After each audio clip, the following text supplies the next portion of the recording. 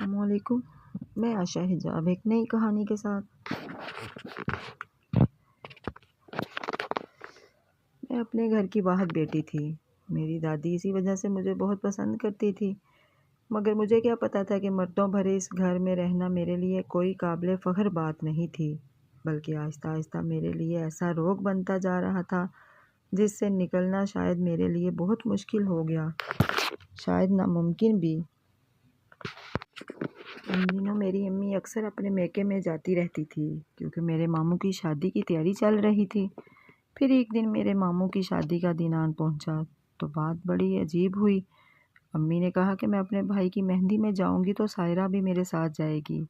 دادی کہنے لگی ایسا نہیں ہو سکتا، اس گھر میں سارے مرد ہی تو ہیں، عورت تو کوئی ہے نہیں، تم بھی اپنے بھائی کی مہندی میں جا رہی ہو، پہلے ہی تم نے اس سے بہت وقت دے دیا ہے، اب اگر تم گھر سے بھی چلی جاؤ گی تو یہاں موجود لڑکوں کو کھانا کون بنا کر دے گا؟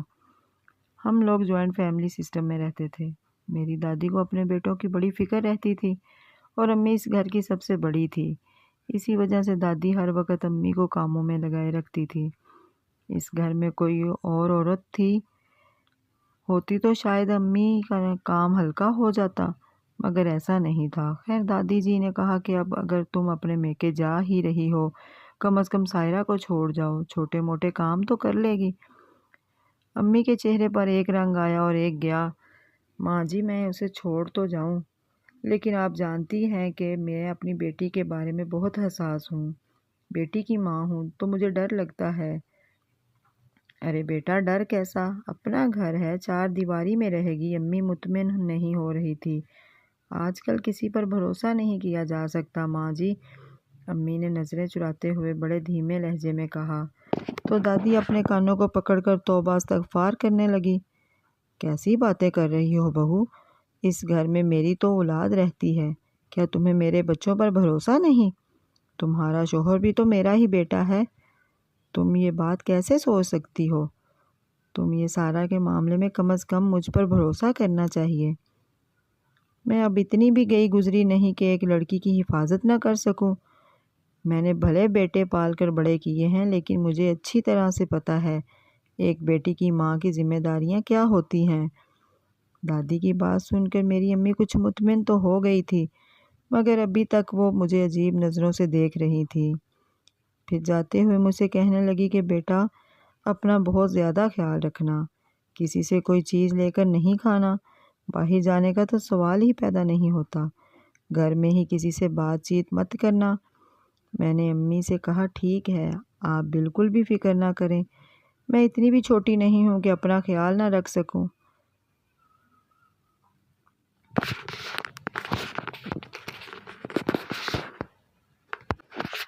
امی بڑی مشکلوں سے مجھے چھوڑ کر گئی تھی۔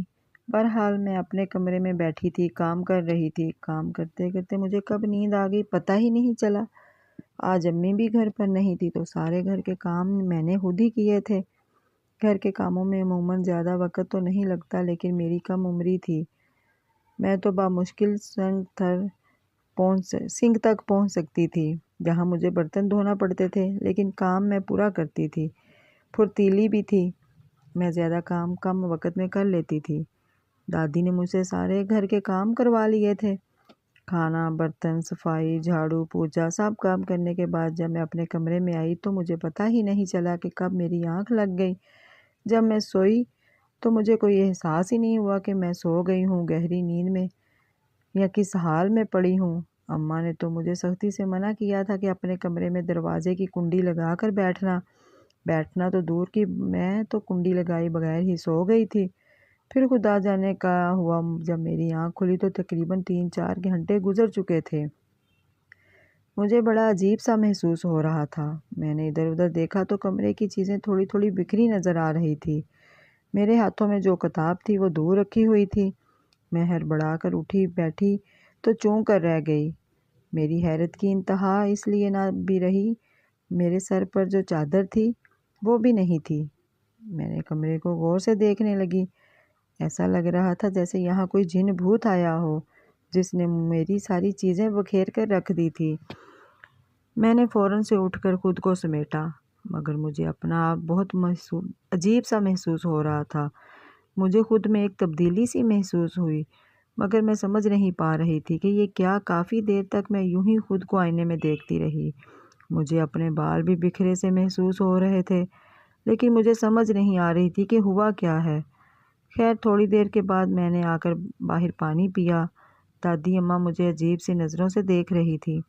بیٹی میرے پاس آؤ، دادی نے مجھے گہری سوچ نظروں سے دیکھتے ہوئے کہا تو میں جان کر ان کے پاس آ بیٹھی۔ کیا ہوا دادی؟ میں نے ان سے پوچھا تو انہوں نے نفی میں سر ہلاتے ہوئے کہا کچھ نہیں، بس اپنا خیال رکھا کرو اور جب سوتی ہو تو اپنے کمرے کا دروازہ بند کر لیا کرو۔ دادی کے چہرے پر بھی ہوائیاں اڑی تھی، حالانکہ میں نے انہیں کبھی اس طرح سے نہیں دیکھا تھا۔ دادی تو ہمیشہ تسلی دیا کرتی تھی کہ آج ان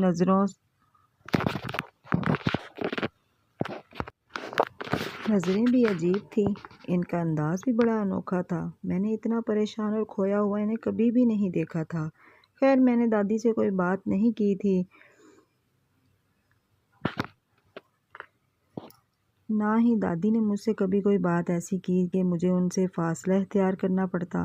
وہ بہت محبت کرنے والی ہستی تھی۔ خیر کافی دیر گزر گئی تھی، اب مجھے امی کے آنے کا انتظار ہو رہا تھا۔ شام ہوئی، امی جلدی ہی گھر آ گئی۔ کہنے لگی کہ بیٹی میرا دل گھبرا رہا تھا، ایسا لگ رہا تھا جیسے کچھ غلط ہو جائے گا۔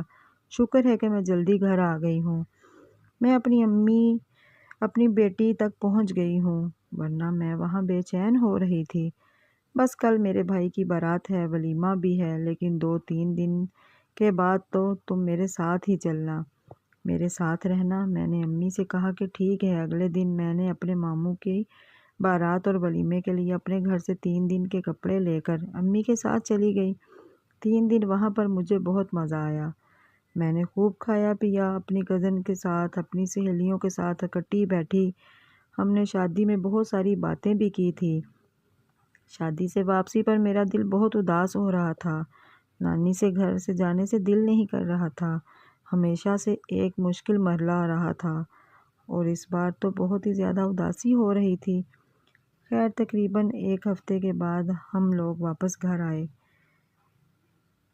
گھر آتے ہی شام کے وقت میری طبیعت خراب ہو گئی۔ مجھے ایسے لگا کہ میرے پیٹ میں کوئی گڑبڑ ہو رہی ہے، الٹی سی آ رہی تھی۔ میں نے فوراً جا کے اماں کو یہ بات بتائی تو وہ مجھے ہی پیٹنے لگی۔ ارے بیٹا، میں نے تمہیں بہت منع کیا تھا، شادی والا گھر ہے، کھانے پینے کی کمی نہیں ہے، لیکن تم اپنے پیٹ پر ظلم نہ کرنا۔ لگتا ہے تم نے وہاں پر بہت زیادہ کچھ کھا پی لیا ہے، اسی وجہ سے تمہارا پیٹ خراب ہو گیا ہے۔ اماں نے مجھے ڈانٹتے ہوئے کہا تھا۔ نہیں اماں، پیٹ نہیں خراب ہوا، میں نے تو کچھ بھی نہیں کھایا تھا اور پیٹ صبح تک تو ٹھیک تھا۔ میں وہاں بیٹھی اپنی باتیں سنا رہی تھی کہ دادی باہر آ گئی۔ انہوں نے بھی مجھ سے حال چال پوچھا۔ میں نے ان سے بھی یہی بات بتائی کہ میرا پیٹ خراب ہو گیا ہے اور مجھے ابھی الٹی آئی ہے۔ دادی نے مجھے عجیب نظر سے دیکھا مگر کچھ بولی نہیں۔ بہرحال 2-3 دن گزر گئے، میری طبیعت بھی خراب رہنے لگی، مجھے نیند بھی زیادہ آتی، کبھی الٹی سی آتی اور کبھی کوئی اور بات ہو جاتی۔ اماں پریشان ہو گئی، بولی کہ لگتا ہے تجھے نظر ہو گئی ہے، میں تمہیں دم درود بھی کروں گی، تم ٹھیک ہو جاؤ گی۔ مگر میری حالت بھی دن بدن عجیب ہوتی جا رہی تھی۔ اب تو میرے پیٹ میں بھی عجیب سی سوجن تھی، جسے دیکھ کر لگتا تھا کہ میں کوئی بڑے بیماری میں مبتلا ہوں۔ ایک دن ہم لوگ حکیم کے پاس گئے۔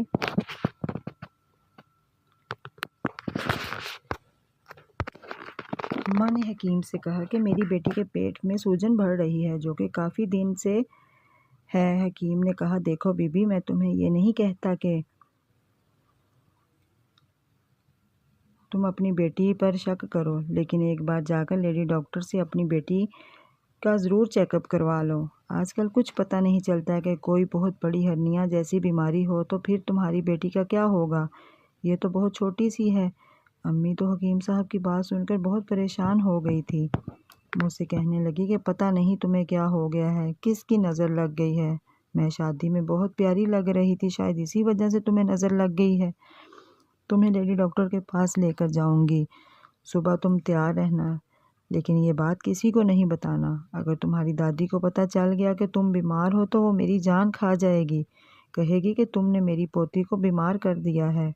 وہ یہ نہیں جانتی کہ میں تم پر کتنی محبت کرتی ہوں، بس ہر وقت میری اماں کو ہونے پر سوال اٹھاتی رہتی ہیں۔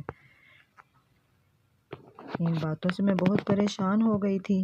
واقعی ہی میں میرا پیٹ بہت عجیب و انداز میں بڑھ رہا تھا۔ ایسا لگتا تھا جیسے پیٹ میں کوئی چیز ہے، بس مجھے نکال کر پھینک دینا چاہیے اور میرا پیٹ پھر سے صحیح ہو جاتا۔ رفتہ رفتہ میری حالت بگڑتی جا رہی تھی، یعنی میرے پیٹ کی حالت بہت خراب ہوتی جا رہی تھی۔ 2 دن مزید گزر گئے تھے۔ اماں مجھے ہسپتال لے کر گئی۔ لیڈی ڈاکٹر نے مجھے دیکھا اور پھر میرا الٹرا ساؤنڈ کیا۔ الٹرا ساؤنڈ کرنے کے بعد وہ بیچاری سے نظر سے میری امی کو دیکھنے لگی۔ میں اچھی طرح سے جانتی ہوں کہ آپ کی بیٹی غیر شادی شدہ ہے۔ جی بالکل، اس کی عمر ہی کیا ہے ابھی شادی کی، لیکن آپ کو یہ نہیں پتا کہ آپ کی بیٹی شادی کی بات کی ساری حدود پار کر چکی ہے۔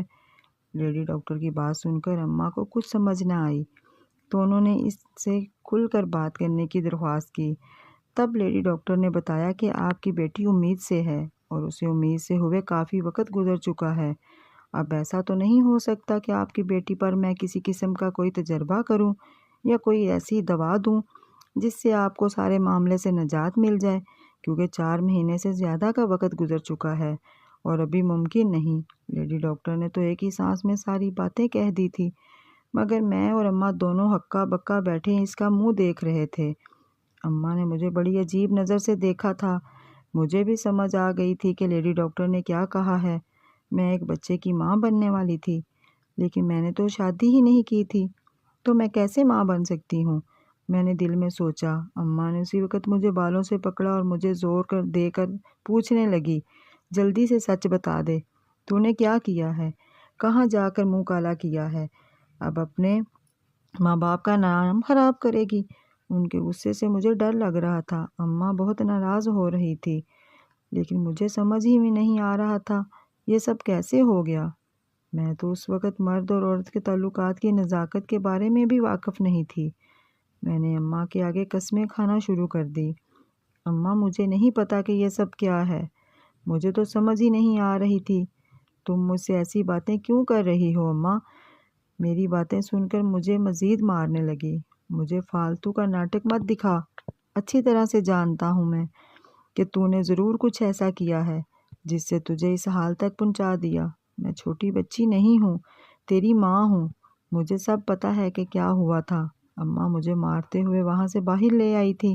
باہر لوگوں کے تماشا کے ڈر سے شاید میری جان ہی لے لیتی۔ ہم لوگ گھر پہنچے تو اماں کا رو رو کر برا حال تھا، مگر انہوں نے کسی سے کچھ بھی نہیں بتایا۔ چپ چاپ کمرے میں آ گئی اور بیٹھ کر رونے لگی۔ خدا کے لیے مجھے بتا دے کہ تو نے ایسا کیا کیا؟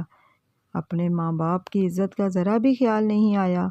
اماں مجھ سے بار بار یہی باتیں کر رہی تھی، لیکن مجھے سمجھ میں نہیں آ رہا تھا کہ میں کیا کہوں۔ میں نے اماں کے سامنے بہت کہا، مجھے نہیں پتا ماں، یہ سب کچھ مجھے نہیں پتا۔ میں رو رو کر اماں کو اپنی صفائی دیتی، مگر انہیں تو میری بات کا کوئی یقین ہی نہیں تھا۔ ابا گھر آئے تو اماں نے اٹھ کر انہیں پانی دیا تو ابا نے ان کی آنکھوں میں موجود سرخی دیکھ لی۔ پوچھنے لگے کیا ہوا ہے؟ تب اماں نے انہیں ساری حقیقت بتا دی۔ ابا نے یہ سنا تو وہ بے ساختہ کھڑے ہو گئے۔ میں تو پہلے ہی کسی زندہ لاش کی طرح گھر میں پڑی تھی۔ مجھے کچھ پتا نہیں تھا کہ سب کیا ہوا ہے، بس میں روئے جا رہی تھی۔ ابا کو جب یہ بات پتہ چلی تو وہ خاموش ہو گئے۔ انہوں نے آ کر مجھے مارا نہیں۔ مجھے تو ایسا محسوس ہو رہا تھا جیسے ابا بھی یہ بات سنتے ہی میرے پاس آئیں گے اور مار مار کر مجھے بے ہوش کر دیں گے، مگر ایسا کچھ نہیں ہوا تھا۔ ابا نے مجھ سے کوئی بات نہیں کی۔ انہیں غصہ تو بہت آیا تھا، جسے میں ان کے چہرے سے دیکھ چکی تھی، مگر وہ بہت زیادہ پرسکون یا پھر پریشان لگ رہے تھے۔ پرسکون اس لیے کہہ رہی ہوں کہ مجھے ان کے چہرے پر کوئی تاثر نظر نہیں آیا۔ میں نے ابا کو غور سے دیکھا، وہ غصے میں باہر نکل گئے تھے۔ اس کے بعد ابا کہاں گئے مجھے نہیں پتا۔ میں اور اماں ان کا انتظار کرتے رہے۔ رات کا کافی پہر گزر چکا تھا جب ابا گھر واپس آئے۔ کہنے لگے کہ یہ بات کسی بڑے کو پتہ نہ چلے، نہ ہی ماں جی کو۔ اور نہ ہی ابا جی کو۔ میرے ابا نے یہ اعلان تو کر دیا تھا کہ کسی کو اس بارے میں پتہ نہیں چلنا چاہیے، لیکن آخر انسان کب تک اتنی بڑی بات چھپا سکتا ہے؟ بالآخر یہ بات میرے چھوٹے بھائی کو پتہ چل گئی تھی۔ دادی کو بھی جب یہ بات کا اندازہ ہوا تو انہوں نے تو آسمان سر پر اٹھا لیا۔ کہنے لگی، ضرور یہ قصور تمہاری بیٹی کا ہی ہے۔ ارے اسی لیے مجھے بیٹوں سے نفرت تھی، بیٹیوں سے نہیں، ان کے نصیب سے ڈر لگتا تھا مجھے، اور دیکھو تمہاری بیٹی نے کیا گل کھلا دیا۔ مجھے تو اب کے کردار سے بھی ڈر لگتا ہے۔ پتہ نہیں یہ گناہ کرنے کی لت اسے کہاں سے پڑ گئی۔ ہمارے خاندان میں تو ایسا کوئی بھی نہیں ہے۔ کیسی کیسی عورتیں لے آئی ہم لوگ، جن کی اولاد انہیں کے نقش قدم پر چل رہی ہے۔ دادی گویا میری امی کو باتیں سنا رہی تھی، مگر امی تھی کہ غم سے بے حال، انہیں سمجھ ہی نہیں آ رہا تھا وہ کیا کریں۔ ایک تو میری دادی، پھر اس کے گاؤں کے بہت سارے ایسے گھرانے جو ہماری کوئی کمزوری ڈھونڈنے پر جیسے دن رات کام کر رہے تھے۔ انہیں اگر پتہ چل جاتا تو پھر کیا ہوتا؟ میرا دل رو رہا تھا۔ میرا کوئی قصور نہیں تھا، تو پھر میرے ساتھ ایسا کیوں ہوا تھا؟ لیکن ابا نے آہستہ آہستہ اس بات کو قبول کرنا شروع کر دیا تھا۔ ایک دن ابا نے دادی کے سامنے ایسی بات کہہ دی جس کا گمان بھی نہیں تھا۔ امی، یہ میری بیٹی ہے، میری اولاد ہے، مجھے اس پر پورا یقین ہے۔ اس نے آج تک مجھ سے کسی گڑیا یا کھلونے کی فرمائش نہیں کی، تو یہ میرے لیے اتنا بڑا گڑھا کیسے کھود سکتی ہے؟ آپ کو ضرور کوئی غلط فہمی ہوئی ہے۔ میں اپنی بیٹی کا بھرپور ساتھ دوں گا اور آخری سانس تک دیتا رہوں گا۔ ابا نے دادی کے سامنے یہ بات کہہ تو دی تھی۔ دادی ہوا میں ہاتھ ہلا کر بولی، اچھی طرح سمجھتی ہوں کہ یہ ساری پٹی تمہاری بیوی کی پڑھائی ہوئی ہے۔ دیکھیں اماں، میں کچھ نہیں جانتا، لیکن مجھے اپنے اولاد اتنے ہی پیاری ہے جتنا آپ کو میں پیارا ہوں۔